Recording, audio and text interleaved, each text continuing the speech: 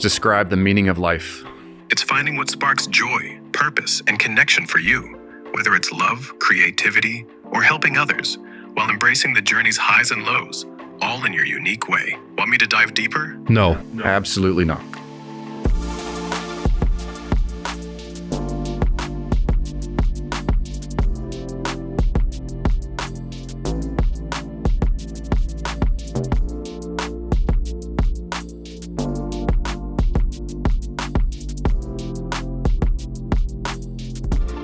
All right, guys, welcome to the Grimké podcast. Good to be back recording with y'all. We are missing President Logan today. We are missing him. We always miss him when he's not here. We do, whenever he is not here. He's taking a much-needed rest. He is taking a much-needed rest, sabbatical even. We'll be glad to have him back. However, our audience will have to do with just us. So he's probably glad he's not on this topic, to be honest. It's true. I can see him loving it and also not loving it. We tend to nerd out when he's not here. Last time we talked about words for an hour. It was one of my favorites, but I think it's the lowest view count so far. So there's no doubt it is. Yeah, we definitely had a good time doing it. But it did. Yeah, maybe one of the most fun though. Yeah, I don't actually listen back to these. I did that one somehow, and I was like, I actually really like that one. Yeah, but again, whatever. So this will go terribly, but I think it's gonna be fun. I know. So we're nerding out not on words, but on AI. Yeah. What AI can and can't do. So can and can't do. We thought we'd start with a little bit of a demonstration to see if just a few scenarios. So the first one, I might ask AI, what? Can you rap the first 30 seconds of Tribe Called Quest's Can I Kick It? Yo, let's do this. Here's the first 30 seconds of Can I Kick It by A Tribe Called Quest, rapped out. Can I kick it? Yes, you can. Can I kick it? Yes, you can. Can I kick it? Yes, you can. Well, I'm gone. Can I kick it to my tribe that flows in layers? Right now, Fife is a poet, not quiet, nor a lawyer. Mr. Dinkins, will you get me some employment? Make a brother feel joy and joy in the city. Whew, that's the vibe. Want me to keep spitting or switch it up? Spitting. Terrible. Honestly, this is what all of us would sound trying to do that. Yeah, I think you definitely sound like that demonstration just proved both something about rap music and about the current limitations of AI. Let's not chase the former. Let's not chase the former, wherever your criticisms of rap music's going to go. Yeah, me and Ken Myers. This is a window into, I believe that was semi off the top of your head as far as your listening background.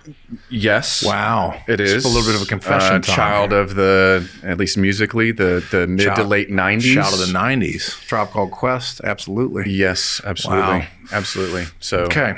Well, absolutely. But yeah, I mean, I demonstrate off the jump, as they say, of what it definitely can't do is rap well. Not yet. Not yet. Not yet. We'll get there. Probably, unfortunately. It's a mimicker by definition, though. Yes. That's right. Yeah. One that it probably won't be able to get there on is maybe the next one. In 20 seconds, describe the meaning of life. The meaning of life? It's finding what sparks joy, purpose, and connection for you, whether it's love, creativity, or helping others, while embracing the journey's highs and lows, all in your unique way. That's it in 20 seconds. Want me to dive deeper? No. Absolutely No, not. because you can't How dive deeper. about this is eternal life, yeah. that you know God, right, and Jesus Christ, whom he has sent. That's less than 20 seconds, and it's infinitely more accurate.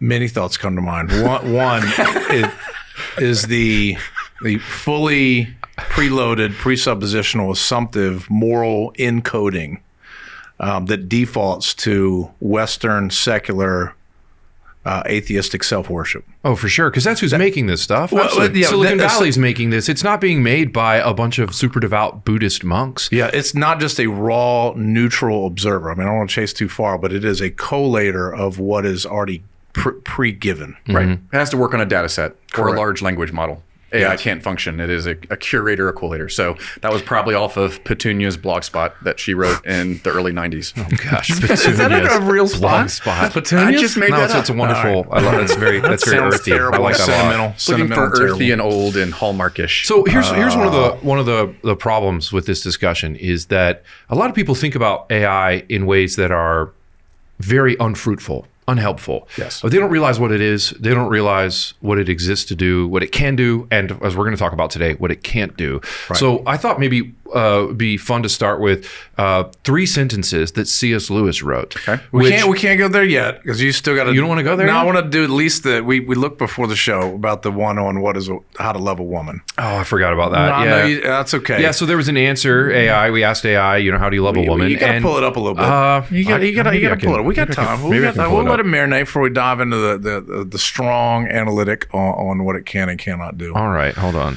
Who did I send that to? To Did I the just send point, it to as you? you're looking that up, one Send of it the to things both that of also us. comes to my mind is it's worth pointing out a little age demographic at this table.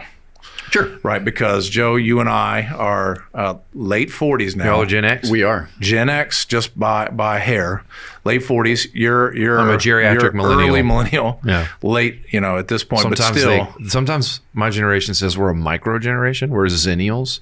We have 1 foot. We grew up in the analog world, and then we transitioned to digital faster than We'll you adopt guys. you as a Gen X. Your generation says a lot of things that our generation would expect you to say. That's so sus. But gosh. to the point of this combo is we are at least children of the overlap between analog and digital. We are. I remember dial-up. This I remember when matters. the internet came to my house on the Right. phone line. Yes, I remember most of my life and childhood and formative, nurturative years without any of that. Oh, yeah. I still do the Anywhere phone, you like, went very in long life, you had distance. to get a map. No, we're not ready yet because You keep shutting me down. Well, I got to. I thought because that's what you want me to read. No, love this this. is your point I'm of just gonna watch. back to what you actually said earlier was people that actually take this in a certain way seriously to some degree. Mm-hmm. By default, we given generation, I do not. Nope. Because yes, in you different don't. ways. But I actually, to y'all's credit, I think that's less to do with generation. There was just a man who was leading a conference in Denver, Colorado that was maximizing the use of AI, and the guy's a boomer. So a lot of this is less along generational lines. The usage, that's a boomer conversation because then it's a tool for usage. Oh my gosh, but no. If you saw the this, slides, it was way more than a tool for him. It was like a fully integrated, it can run your church, it can pastor your people. still a tool, It not was a wife, nuts. not a No, companion. Not a wife. Not a wife, not a true. companion, not a dear confidant. Sure. So we're still what our default expectations of what developed digital technology can and can't ever do. It's true. Is also steeped into the bones generationally differently.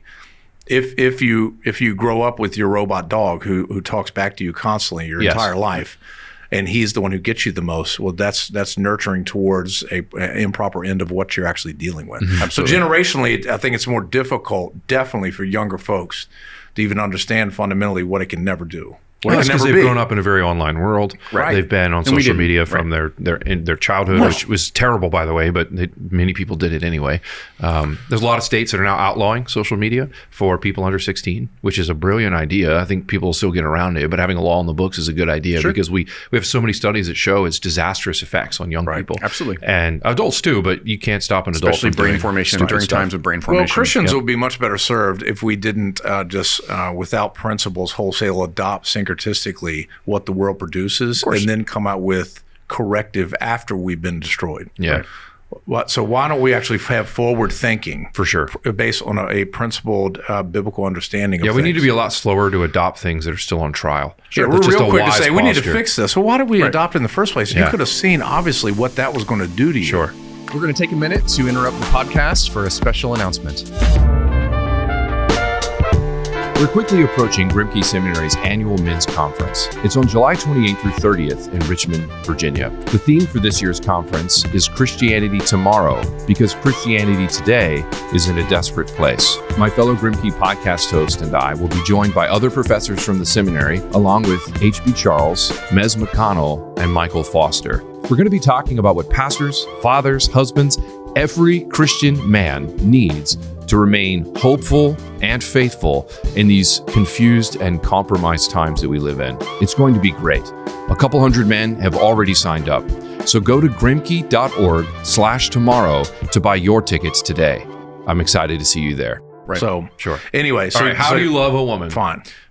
Listen to her, show respect, be present, support her growth, express affection, be honest and vulnerable, respect her individuality. Now, here's the problem. Obviously, most of those things would be constituent components in a loving relationship. Sure. Like if you're not present, how are you actually loving? If you never listen, if you are disrespectful instead of showing respect, if you don't show affection. So on the surface level, you're like, well, it doesn't seem so bad. I have a lot to learn from that little It analysis. doesn't seem so bad, No. right? Be honest. You think I should be dishonest, right? No, well, of course not. Well, what we're saying is that these things are, number one, they're incredibly general. They're banal. They're the kinds of things you could find literally anywhere. But more It's also why I importantly, love my dog, by the way. yeah. So they're not unique to human persons.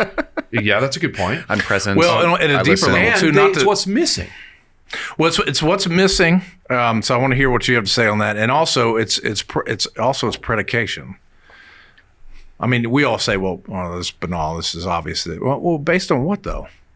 Not everyone has said these are the virtues or values or the manners in which we should actually engage in, quote unquote, loving a woman. Based on what? So it's still preloaded, even though sociological determined this is what we think, this is good, listening and that sort of thing. Right. So if you were part of a fundamentalist Muslim community, you would have, and they had their own version of AI, it would have very different answers. Yeah. Then I don't. Well, why do I need to listen? Sure. Now, my wife. Why do I need to show respect? I do need to listen. Christ tells us to listen. Exactly. And my wife knows I need to listen more. That's a given. But I'm working from Think about Christian what's missing too. presuppositions. I mean, it was all things like respect her individuality. It was nothing about a one flesh union. It was things like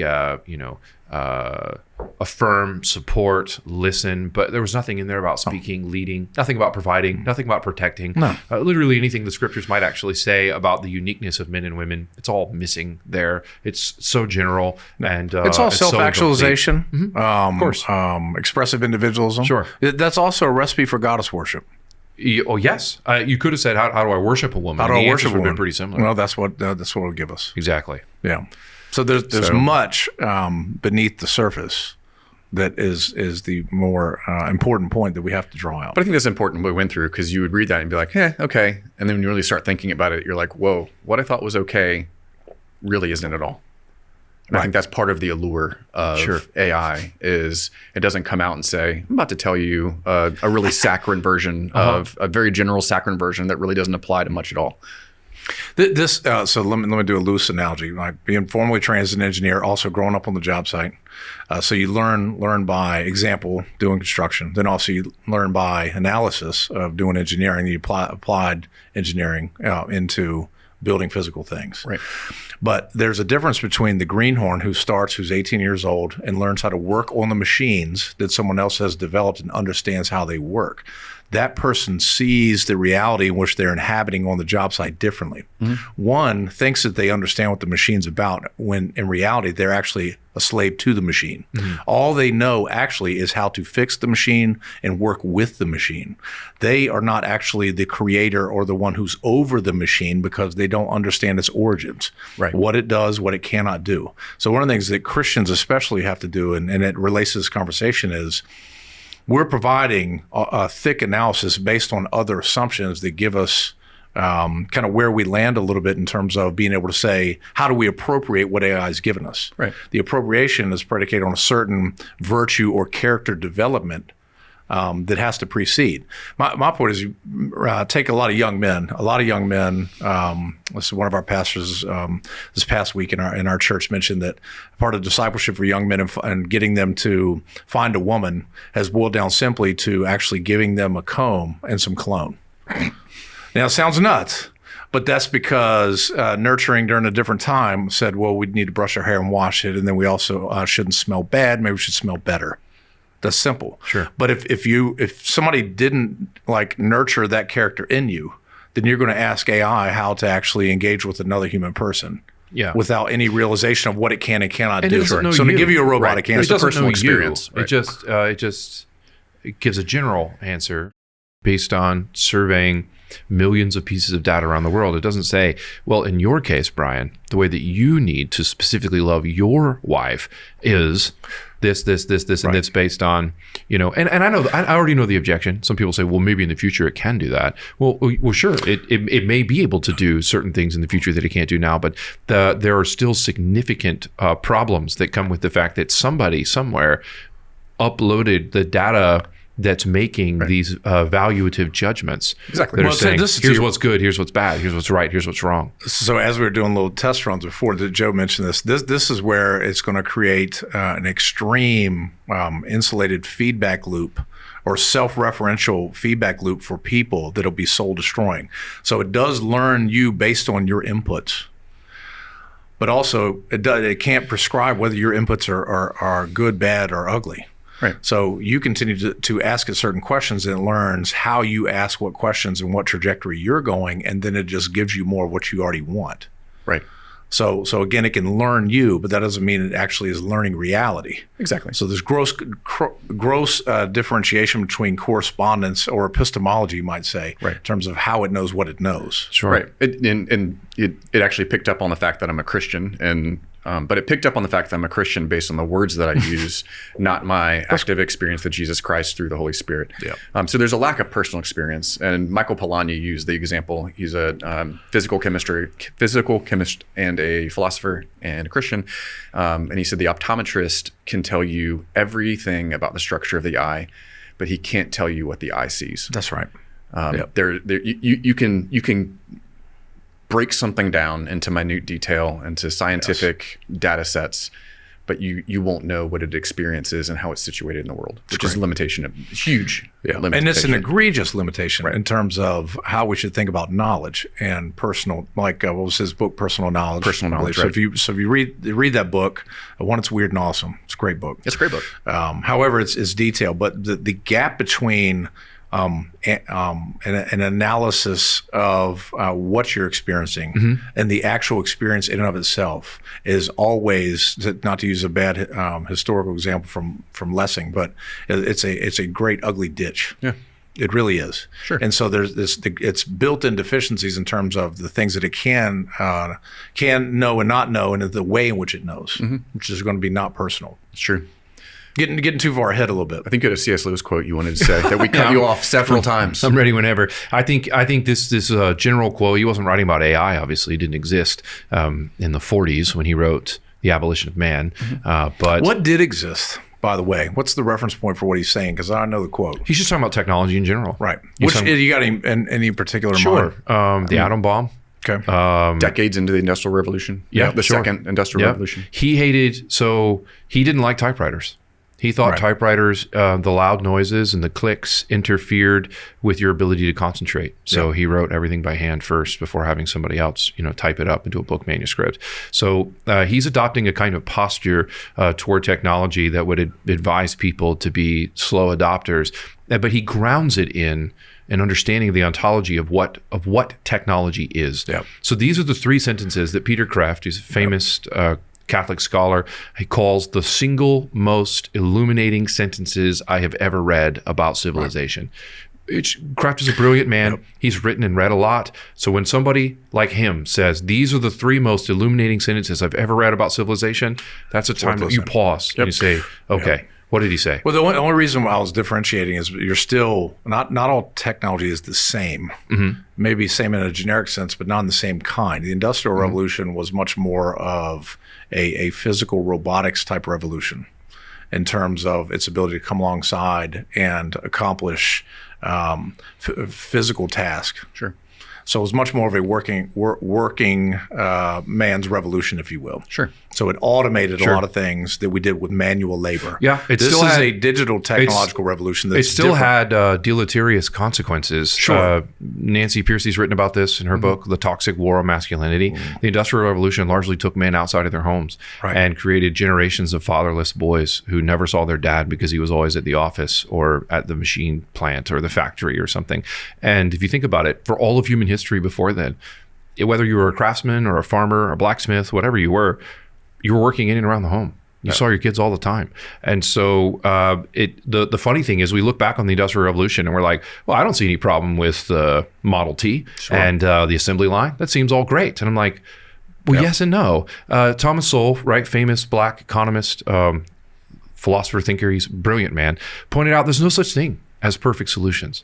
Right. None. Well, that's right. There's only trade-offs. That's right. So whenever something like the Industrial Revolution happens and it brings positives, it brings negatives too. And the point is you don't often find out what those negatives are until much later. And that's the reason for the caution. Exactly. Because you just don't know. All right, anyway. So here's AI to the point is it's going to affect working class industrialized environments differently in terms of automation. Sure. And its integration. The Industrial Revolution was affected mainly blue-collar work. We might say the digital revolution, AI revolution, affects more white-collar work. White-collar work, yes. So so the revolution, nonetheless, will be revolutionary. Yes. And so the question we're living in the midst of a revolution that very much, when you think about how the printing press changed the world, right, or how the steam engine changed the world, or how the combustion engine changed the world, or how atomic energy changed the world, those will all pale in comparison to what we're saying. And I'm not a prophet or the son of a prophet. I don't have to be to recognize that what we're dealing with is something so significantly other, so revolutionary, that it will make the internet seem pretty small by comparison. But again, all this is in our lifetime. The rise of the internet, the digital age, and smart technologies, and now artificial intelligence is all within our short lifetime. And only speeding up. Right. Yep. So humanity has thought about itself in terms of its most fundamental basic questions. What's the meaning of life? Who am I as a man or a woman without the trade-offs, if you will, or enablement of these type of technologies? So it's worth trying to be as eyes wide open going into these things. All right, so here's Lewis. The single 3 most illuminating sentences about civilization that Peter Kraft has ever read. He says, there's something which unites magic and applied science, that's technology, while separating both from the wisdom of earlier ages. For the wise men of old, the cardinal problem had been how to conform the soul to reality, and the solution had been knowledge, self-discipline, virtue. But for magic and technology alike, the problem is how to subdue reality to the wishes of men, and the solution is a technique. And so Kraft goes on to comment on these things and points out that most people, if you ask them to think about science, technology, magic, and religion, how would you categorize them? He says most people would make the mistake of saying, oh, well, science and technology are similar because they both rely on empirical observation. And magic and religion, those both deal with belief in the supernatural. So that's how they would categorize them. But Kraft points out that Lewis is actually tapping into a deeper categorization about how these things work. And he points out that both science and religion are alike in this way. They both are attempting to conform the self to objective reality. Right. Science discovers the way that God made the world, and then we learn to live in light of the way he made the world. We say, oh, it takes good science, 2 hydrogen atoms and an oxygen atom to combine to make a water molecule. Now we understand how water molecules are made, and then we can understand a little bit better about how to live in a world where these kinds of things happen. All right. That's how science functions.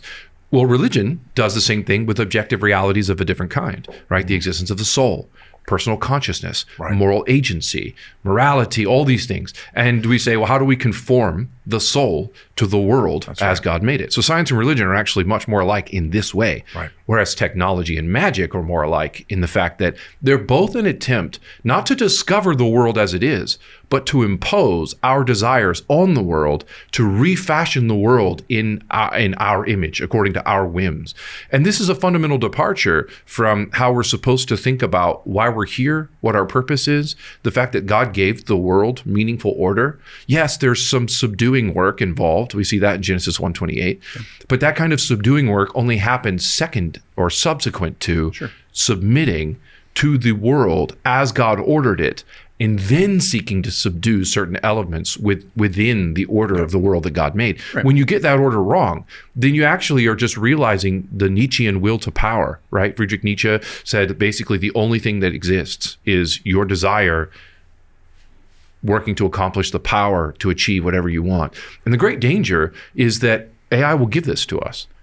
AI will give us incredible amounts of power to basically do whatever we want in the world. And many people will jump on board thinking this is a glorious thing, and not realize that we are bypassing everything the wise men of old said was necessary to live a good life, the kind of knowledge, self-discipline, and virtue that's needed to conform your soul to reality. And instead, we just immediately go into how can I make the world more into the kind of thing that exists to satisfy me, make my life easier, more comfortable, more convenient, everything better for me. And there's no thought whatsoever to how I can change myself to actually match the order of the world that God has made. Right. Especially the order of the world that God has made. Jacques Ellul said something very similar about the Industrial Revolution that I think applies to the digital revolution. He said pre-industrial revolution, men tried to figure out how to fit tools into the world of men. So if a hammer, a saw, bicycle, how does that fit into my life? He said the big upturning that happened after the Industrial Revolution is how do you fit people into the world of tools? Right. Which was very difficult. So what you said is if we have plants, how do we reorganize the family so that men can fill plants? Not how do we reorganize the machinery so that they can fit within the human home? So I think when you come to the digital revolution, it's the same thing. I think there was a time when we said, well, how could we fit digital tools into the life of men? When tools are more simple. Maybe remember the Casio calculator watch? Still have one. I know you had one. I know you were like in high school. I do not. No, I still have about one. I use it at the beach every year because it's like water resistant to about 100 meters. It's only like $15. It's great. So when you're down there 50 meters is free diving. It just means if it's safe to 100 meters, I know I'm going to be fine when I'm swimming in 6 feet of water. That's wonderful. I've thought about that. Well, now they're trying to figure out how do we fit men into Talk about tools enslaving yourself. But anyway, keep going. How do you fit men into the world of technology? This is the now. real slave. Go. Text message. There you go. You need to answer this. Which is what I'm trying to say. Like, By the way, right. as we see, Right. no Borg here. Right. No biotech. Exactly. Which is some of what Matthew Crawford says is that technology isn't, the modern AI revolution really isn't solving a problem. It's a solution in search of a problem. Yes. Like what is AI solving? Like Well, it's this- not like this is a why- medicine that cures a disease. We're just like, oh, I think this is great. I'm sure it'll do some really great things we don't know yet. Yeah, at a deeper level, it has to be, you have to have the bigger questions. Right. Meaning there's always a teleology in mind. There's an end for which things should be striving. Any techniques or technological advancements, tools, and however we categorize those. Yeah. All the Industrial Revolution or technological revolutions, AI included, are at a basic sense a tool. Agreed. The moral value of it to benefit the well-being of humanity or to denigrate and destroy humanity is predicated on certain assumptions about reality. Meaning, who are we? Is there a God? Your assumption, even that there is a soul, of course, during Lewis's time, was still beginning to be let go of for physicalist categories. This is why people that actually think artificial intelligence is predominantly will be able to be a superhuman has a fundamental anthropology in terms of how we think about the constitution of humanity, of being soulless and merely a physicalist construct, that therefore all we actually are those who engage social environments with data points, and we have a small processor compared to what AI will actually have. Yeah, that's what they think. That's what they think. But if we're actually mind and body connected, soul and body, and a psychosomatic unity as God's made us in his image and likeness, then therefore it can never be replicated merely through physicalist tools. Of course not. You're dealing with something that's fundamentally or ontologically different. Yes. That matters. To your point about all of these things, these people developing these tools have some kind of understanding of the world, kind of ontology, and some kind of teleology, or you might even say eschatology, where they have a vision of that they're reaching toward.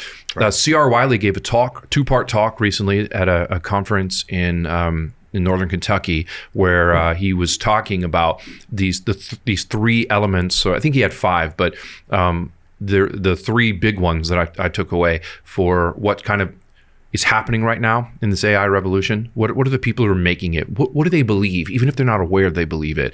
The first was they act and think and speak and create as if every problem is an engineering problem because matter is everything. Right. Matter is everything. So they're philosophical materialists. Don't really believe we have a spirit, that we have a soul. That's why you have those goofballs. Brian, not everything matters. Matter itself. Matter is everything. Material is everything. Matter is everything.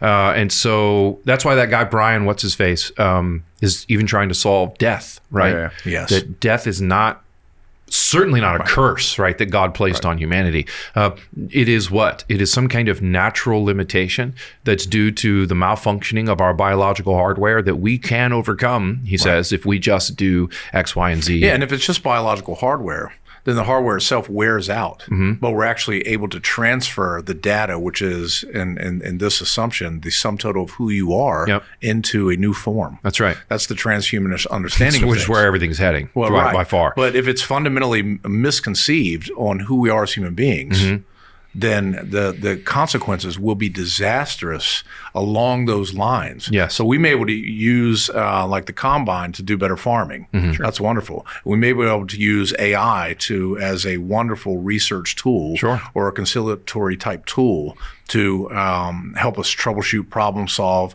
but it's towards an end that we determine based on different assumptions. Yes. And it's based on a fundamentally different understanding of who we actually are and what we're here to do. All right, so everything's matter. Everything is material. There is no soul. There's no spirit. That's like the starting assumption. Second, technological innovation always changes the world for better without ever making anything worse.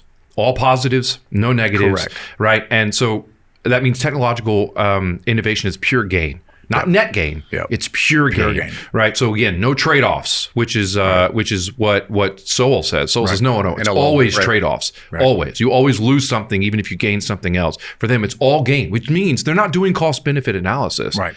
Because it's an unequivocal, unalloyed positive. Right. And then third, technological progress is therefore a moral imperative. If you don't go along with all this, you're seen as a regressive impediment. Right, you're getting in the way of progress, is how somebody on the streets would put it. Mm-hmm. And we've talked about this before. Progressing towards what? I'll tell you what. Well, somebody has to have a actual goal of what they think that actually is. Richard Brautigan wrote a poem in 1967 where he says, "I like to think, and the sooner the better, of a cybernetic meadow where mammals and computers live together in mutually programming harmony like pure water touching clear sky. I like to think, right now, please, of a cybernetic forest filled with pines and electronics, where deer stroll peacefully past computers as if they were flowers with spinning blossoms. I like to think. It has to be of a cybernetic ecology where we are free of our labors, joined back to nature, returned to our mammal brothers and sisters, and all watched over by machines of loving grace." So great. Horrible, right? Can we shift to movies a little bit because movies provide. Speaking of Gen Xers, speaking of old, they provide wonderful metaphors. Part of what's amazing is, you grow up watching things like The Matrix, right? Yeah, Terminator, The Matrix, Blade Runners. Yeah, like The Matrix. Literally, the machines have enslaved human beings, put them in battery pods, and uploaded the cybernetic meadow. Right. Mm-hmm. And that is a salvific vision of utopia, according to that lunatic. Right. Yes.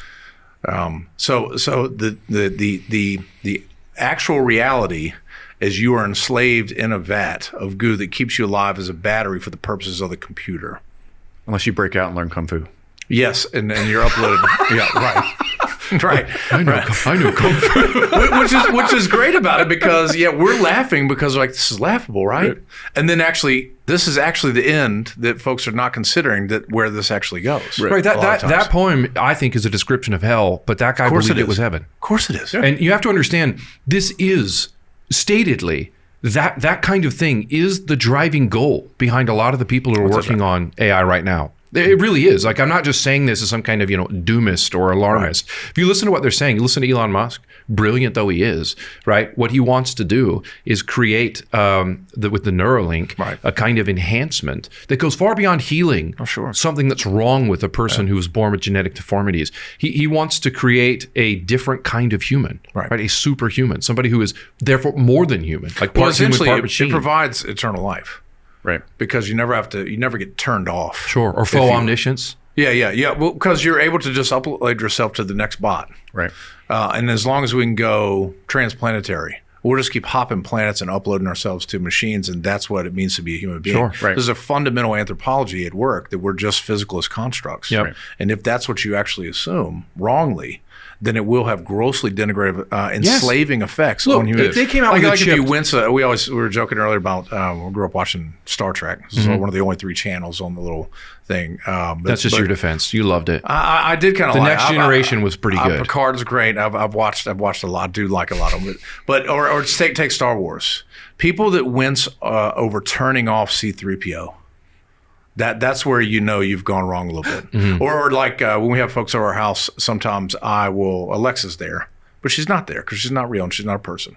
So I will tell her, give her direct commands. You're rude to your technology. I'm rude. You're very rude to your technology. People I've had over are like, It's not sinful to talk to a machine in whatever tone I want to, and that matters. If you start feeling wrong empathy for a non-human substance or machine, then we're already far off the rails on what it actually means to be human. But people are doing that. I know. Not just in your small group when you yell at Alexa. But there was a story made news recently of a young man who committed suicide because he developed a romantic relationship with AI, his AI girlfriend, and he had one final conversation with her. Isn't there a whole movie on that? There is. It's called Her. It's called Her. It's called Her. With, he had a romantic relationship with this AI bot, and after realizing that he would never be able to be with her physically, he killed himself so that he could join her in the quote unquote great beyond. This is, I think, the real danger. It's a gross by the way. tragedy. This is the real danger of AI. Skynet, right, from Terminator, and the replicants from Blade Runner, and the machines from Matrix, and the Entity from Mission Impossible, Ultron from Avengers. All of those things are perhaps possibilities. Thanos, They're all possibilities. We can't rule those things out. But I actually think the real danger, the more pressing danger, let's put it that way, the one in the more immediate future, is not war against machines, but rather that they do things to us and the world as we know it that will fundamentally affect humans in negative ways. There's a guy named Yuval Harari, not a good dude. Not a good dude. Okay. He's like one of those evil geniuses who says things and he really means them. You think he's joking and you're like, wait. Whoa. Right. Yeah. So he says in the near future, 40% of all people will be useless. No. Because of what AI will do. Right. And so either those people will be killed if some tyrannical dictators get their will and eugenics has its way. Correct. Or they'll all just be given a universal basic income and people won't work. Right. Because they don't have to. And if that seems like paradise to people, it's because they believe work is a curse and they don't realize work was in the garden. Remember, God took Adam and put him in the garden to work it. Right. Work was in the world when it was paradise. So to get rid of work is not to make the world more like Eden, right? But to actually make the world more like hell, where everybody says, I don't have to work anymore. I can do whatever I want. I'm like, that is hell. Yeah, that's what hell is. Proper life-giving activity. I always think about, since we're still adjacent to the movies a little bit. One is WALL-E comes to mind. I thought the same thing. Very dystopic, 100%. right? Because again, this is like a bad Huxleyan vision of the things that we created to actually become the things that enslave us, and we willfully give ourselves over. Willfully. So it's not just like the threat of nuclear armament through technology that blasts the world away. It's actually it's more subtle than that, where we just give ourselves away.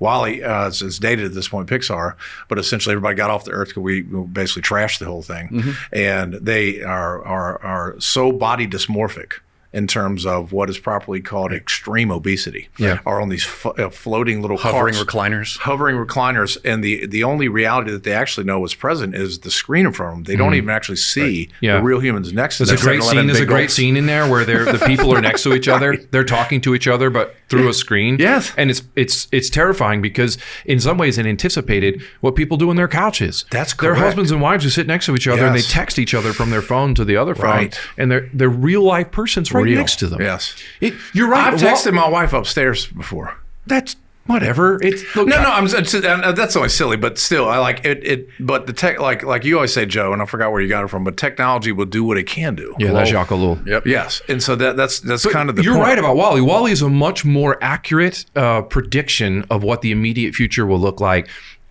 Because of some of the developments of AI than Terminator. In the more immediate future, it would look like people who say, well, I don't have to pick up trash anymore. I'll just create a robot to do it. That's right. But there's something about picking up after yourself that taps into part of virtue, growth, development, discipline. Yeah. And so when you just continually farm everything out to everything is the key word here. Yep. When you farm everything out to machines, you lose something that is intrinsic to what it means to be human. Yes. That's the real danger. There was it's actually grossly dehumanizing. Hugely. There's an interesting study that was just put out by MIT where they found that the more people use AI to do their thinking for them, the dumber they become. Of course. So it was an article called something about outsourcing your mind. Cognitive offloading, right? Correct. Or you could have called it outsourcing. Same thing. Cognitive offloading sounds a lot better. Yeah, it's more clever. It's MIT, I didn't right? go to MIT. Atrophy. But yeah, I mean, this is a simple point. How do you learn to drive? It's by driving, right? How do you learn to read? It's by reading. Well, how do you learn to think? It's by thinking. Yeah. So if I offload all of that to machines, I won't even be able to think anymore. Right. And if I can't think, what is it? What aspects of the image of God have been significantly denatured? I don't know how too far afield is, but God's given us a mind to critically engage His world and who He is, to worship Him for all eternity in increasing degrees. Yeah. So we're supposed to have the mind of Christ, which therefore requires proper exercise of mental engagement and critical engagement with reality and who God is and all the rest of it. So one of the difficulties, especially, and it's been slow. So take a lot of the Western, or especially the American learning environment of the last 2 centuries. We've wrongly equated raw information or data processing, information transfer, with critical faculties of mental development. So therefore, you're a PhD because you went longer in school so that you could stack information higher than anybody else. But one small question shall fail them in terms of, well, how do we put these pieces together? And then there's nothing. But when you think that is, I do think, I just ask Grok. Well, you're fundamentally not understanding who you actually are as a human being and what God has given you a mind for. Sure.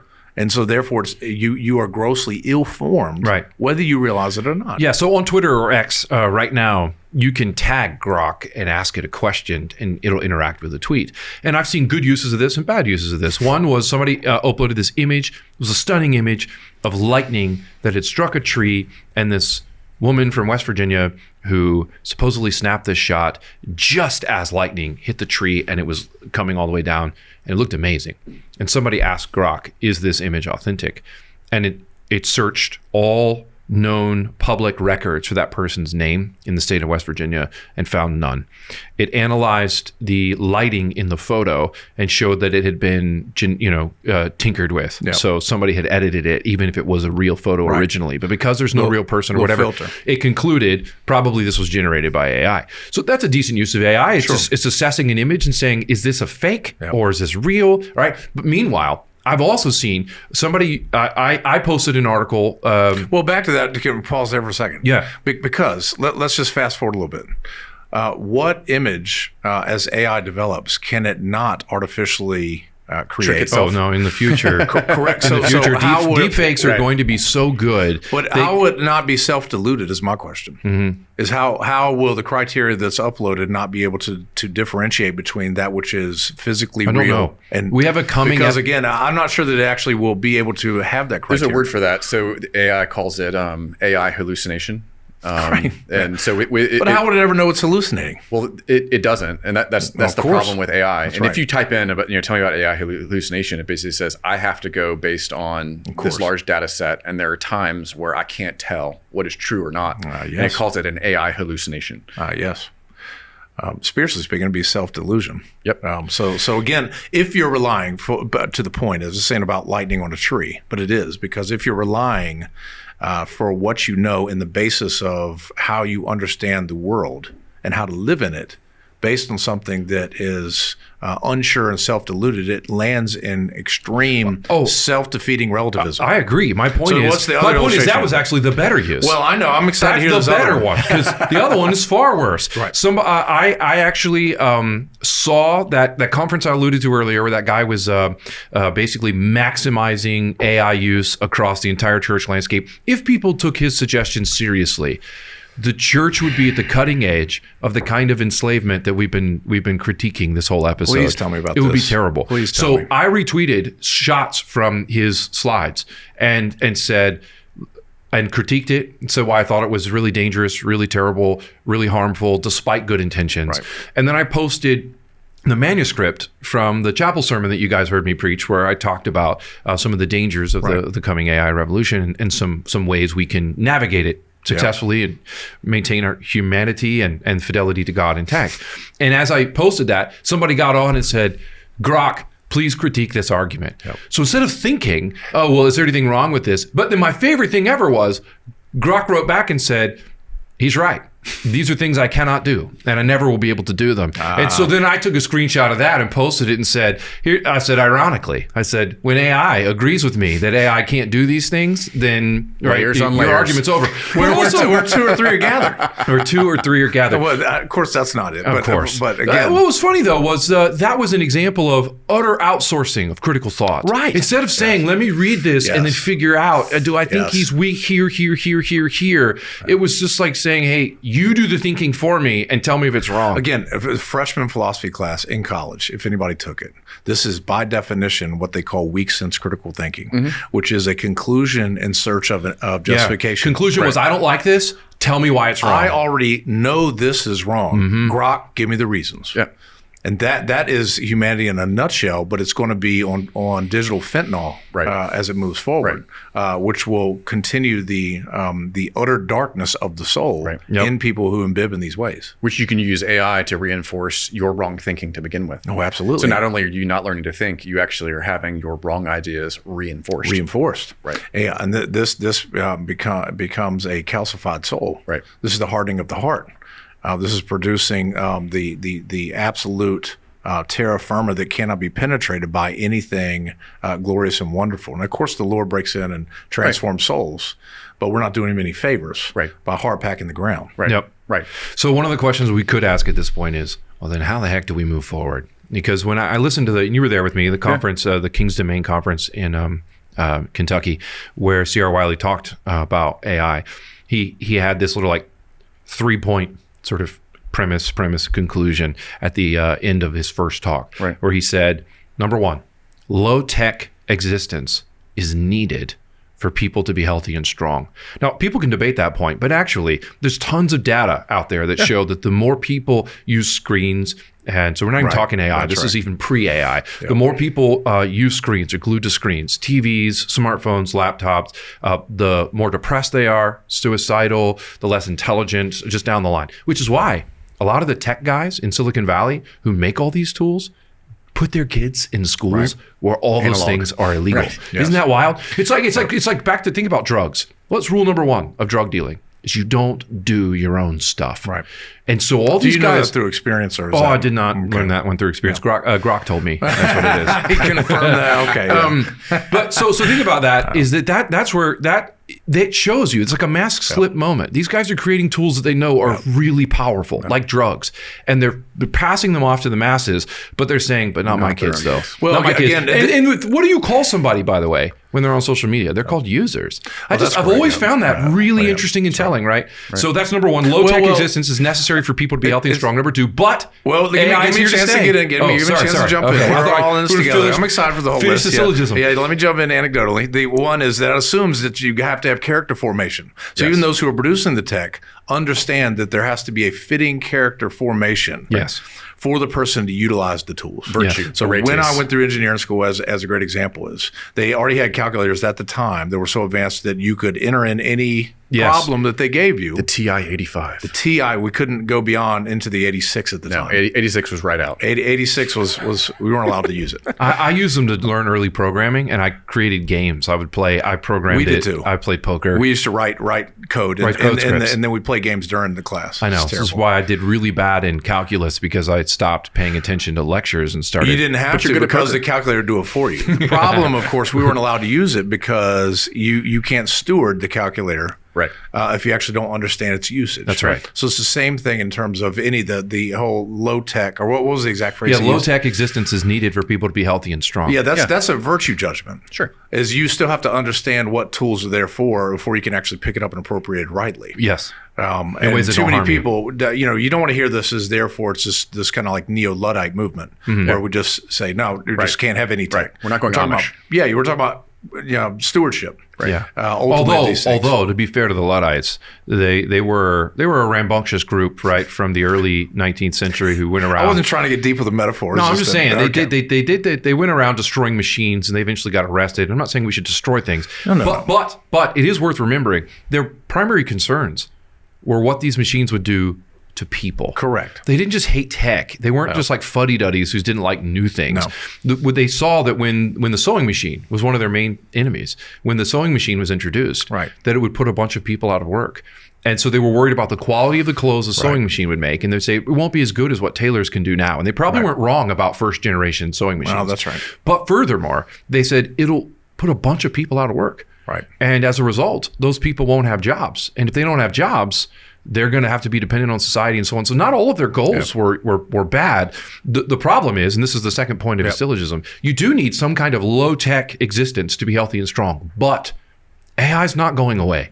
Right. No. It's not. In fact, it's only going to get more powerful. That's right. And that's important. Because if you just have the first one, then yes, you're going to become like a Neo-Luddite or Amish or whatever. And the point is, you can't do that forever. Not everybody if can. you use it or not. It's do you use it properly or not? So therefore, he says, you're not going to get to bow out. You need to you need some kind of low-tech life to be healthy and strong. But AI is not going anywhere. It's just going to get more powerful. Therefore, we have to find some way to limit it if we're going to not be co-opted by it. Right. And I think he's right. Yeah. The agency comes in, right? This is part of the conversation as well. Self-control. Now, my smartphone has never jumped up, grabbed a hold of me and made me do anything. It hasn't. So again, you're still have active responsibility and agency of actually whether or not you engage with the technology. Mm-hmm. It just is. So the whole I'm a passive kind of a passive cog in the machine that is AI. That's wrongly understanding actually the nature of man. Right. Like we do have responsibility. You can turn it off. Yep. Like in the Wally illustration, you can eventually get off of the floating ship and actually see real humans and actually lose some weight and become what God's made you to be. So, for example, we don't have androids right now that can go around your house and clean it, but we do have those little circular robots that can do that, right? You've seen them? Roomba, is that what they're called? Yeah. They have those for lawns now too, by the way. For lawns. See, I don't have those. Not only do I not have it, I don't want one. And not because I like cleaning. I actually hate it. I know you like cleaning. It's like cathartic for you. Grossly. Like I love it. You love doing it. I don't. Like you put music on and you buff your counters, right? I mean, and you enjoy the heck out of it. It's taking a turn, That's weird. But that's weird. But I do not mind making sure things are the way they should be. I hate cleaning, and yet I'm not going to get a Roomba because I recognize that actually forcing myself to do something that I don't like doing is good for me. Yeah. It's good for me. It's not just good for my house. That's right. It's good for me as a human being. Right. So somebody said, well, there's a chip you can put in your brain and it will help you never forget a face. I don't want it. No, forgetting a face actually reminds me I'm human. I have limitations. I'm not God. It also forces me to work a little harder remembering people's names. And it's necessary for flourishing. So we've talked about this before too, is if in the neural link you gain omniscience without omnipotence, you're toast. It'll create despair. It'll crush you. Crushing, life-ending Imagine if you despair. could remember everything. Correct. All your sins. Yes. Right? You just remember them all. Right. And every so technology detail. is whatever we develop in terms of technique, magic must be in service of human flourishing as God made us and designed us. Exactly. When it doesn't do that, it is literally dehumanizing. Yes. So it can't replace things like giving real, personal, interpersonal, human counsel to other people. That's right. Pastoral counsel, Christian discipleship. You can't do that because it doesn't have the Holy Spirit. Right. And back to the Alexa analogy. Alexa doesn't ever understand what my tone should or should not be because it doesn't think in terms of emotions and experience. Sure. There is no such thing as a wrong tone and even for a machine. Even if the programming gets so good in 5 years that it can pick up on subtle nuances of tone and can be programmed to say, Brian raised his voice at me, therefore he's angry and he shouldn't speak to me in this way because it's been coded to think That's like correct. that. Right. That's mimicking a metric. You would still say, yes, but this is just binary code, if that's what they use. I'm speaking We're dating ourselves now. That's like, right? It's still zeros and ones, Zeros right? and ones. This is binary still all the way down. code. Yeah. It's still code that was programmed to tell it this. It's what it's not is an actual ensouled person that's saying, when you speak that way to me, it actually hurts my soul. Right. It hurts me. Of course it doesn't. Right? It can't because it doesn't have a soul. It doesn't have one. It doesn't have the Holy Spirit. Right. No. So it can't give spirit-filled anything. Counsel, wisdom. Spirit-filled wisdom, spirit-filled Zero counsel. knowledge of the spiritual world. Yes, none of that. So it doesn't know the joy of forgiveness because it doesn't sin. It doesn't know the pain and the grief of suffering loss. AI will never lose a child. Right. Right? Because it can't make children. No, this is why in your church you cannot provide AI Christian counseling Counsel bots. Right. Some churches are already doing this, by the way. Well, Stop it, if you are. No, I Stop hope that's it. not true. It's very true, and it's very terrible. Yeah, they it's set it up very terrible. where during when Can the you pastors, imagine doing that? By the way, I mean, some of these things are just intuitive. They should be for your kids. No, it would be Here's insane. your digital robot mom.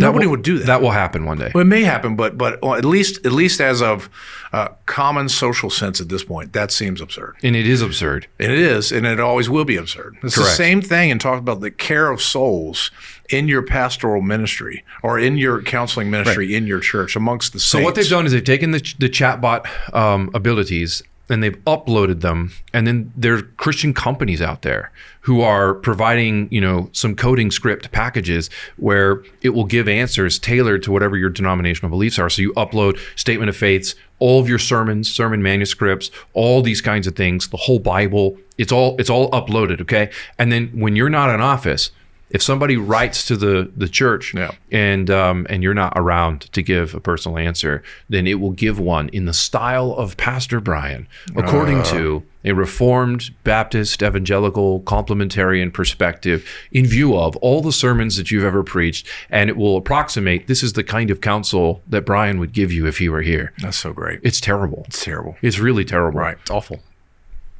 What's the third one? The third one was we have to find a way to live with it, so we have to limit it, right? So what? Yeah. Right. So what do we do? Which is with what it? we're doing right now. Right. We're What do talking we about do that. Right. We can't. It not can't do- preach. It can't preach spirit-filled sermons. So even though I use it for research purposes, I use it like the best version of Google that you've ever seen. Period. Right. Right. It's got a deep search feature on Grok, and so I can say, where in his writings does Augustine speak about blank? And it will search sometimes for 2 or 3 minutes, which is searching millions of words, right? And then it pulls up these quotes, but then I'm reading the quotes. I'm deciding whether that quote fits my use in the sermon. Right. I'm deciding whether or not to include it or not. Right. What I'm not doing is asking it to write, hey, I'm trying to talk about forgiveness in view of grace. Can you write for me 3,000 words on how a conservative Christian would talk about forgiveness and grace?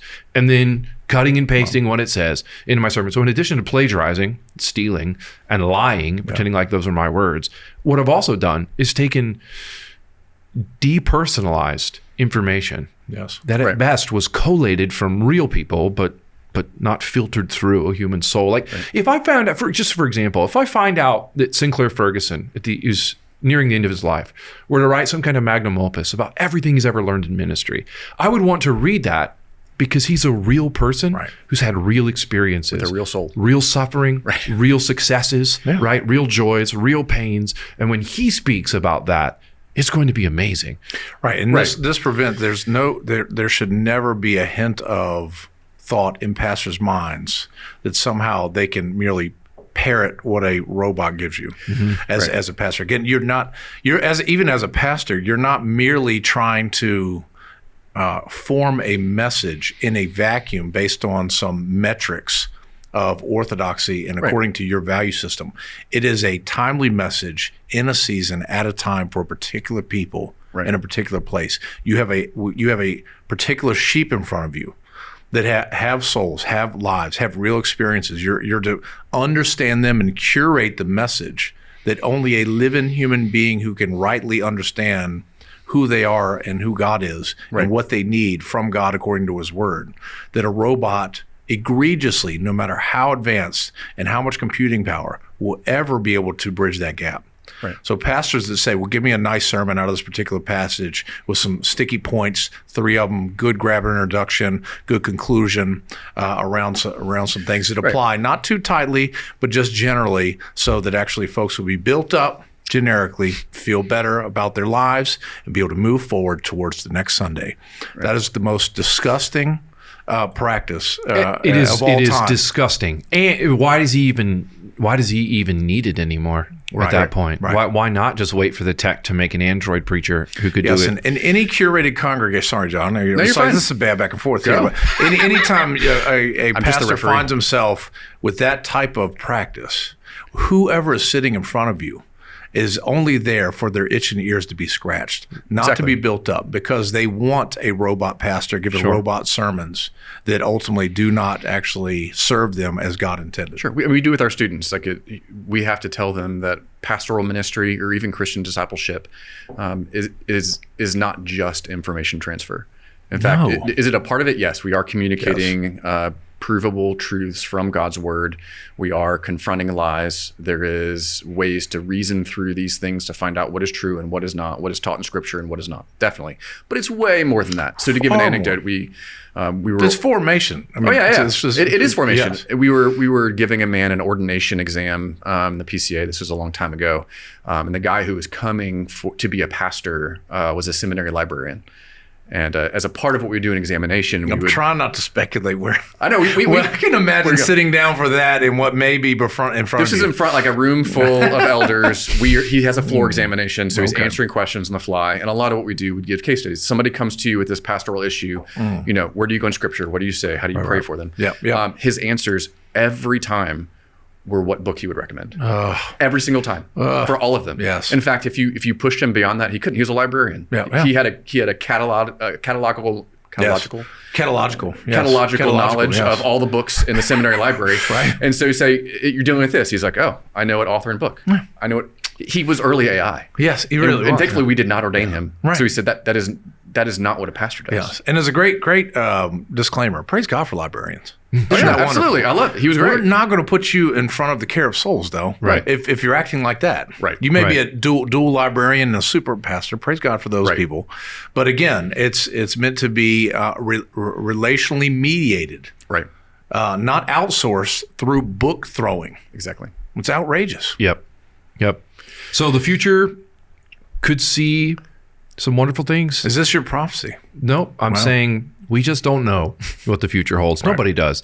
But AI is already doing some wonderful things that are big gifts that we shouldn't besmirch. No, one of them is. So there was a study. Besmirch. Who? I like that word. There's one of the Ivy League schools has these PhDs in medicine who are studying proteins and how proteins fold in the body, right? And it takes apparently about a year of the top human minds to find one new way that this protein can act in our body. And AI was able to process a couple 100 million of those, right, in a matter of minutes. That's amazing. It's amazing. So we may find ways through artificial intelligence to heal all kinds of diseases that have been plagues on humanity for years, and we should praise God for that. That's fantastic. It may develop new tech that enables us to feed growing populations. The world population is not growing at the rate it could be and should be because there's anti-child mindsets everywhere, but that's another episode for another day. My point is, one of the things that comes up in this discussion is people always say, what about overpopulation? What about overpopulation? At every time in history, when people were worried about overpopulation and our inability to feed people, there was some kind of technological revolution that was unleashed on the world that brought not a total gain, but a net gain that included the ability to feed more people. Sure. And so it may be that AI is able to discover new ways of farming or making food that enable us to feed millions and literally billions more people than would currently be possible. Praise God for all of that. What we can't do is be naive and think that every new piece of tech is an unalloyed good. It's always trade-offs, like Sol says. There's net gain, but there's some losses. What we can't do is because we can't be naive, we can't be eager to be the first adopters of everything while things are still on trial. And then the last thing I would say is you just have to be virtuous in how you use this stuff. You have to remember we should never be using any tool of any kind, not just AI, in ways that are dehumanizing or in ways that would decrease your competence by offloading things that God made you to do onto other machines so that you eventually work yourself out of the need for existence. Sure. Agreed. People should always be, especially Christians, should be eyes wide open in regards to these things. Sure. Because there's certain things we definitely know just based on the nature of things. Right. The nature of a thing always determines what it is and how it is. Mm-hmm. AI as the world's greatest computative tool of all time will be able to tell you what a thing is, but not why it is. or what it ought to be, nor how it should be. Only God can do that. Correct. Right. And those things it'll never be able to discern. It'll never. It'll give you answers that someone else discerned and preloaded into the data points. Absolutely. But that doesn't determine whether or not it actually is good, true, beautiful, and according to who God is. Absolutely. And so we know no matter how it develops, it will never go beyond its nature. It can't. And it cannot undermine and is not necessary for the church. Correct. So awesome. Great. Well, we have only scratched the surface, so I look forward to future conversations about AI. So thanks, guys. Yeah, glad to be here. Thank you. Yeah.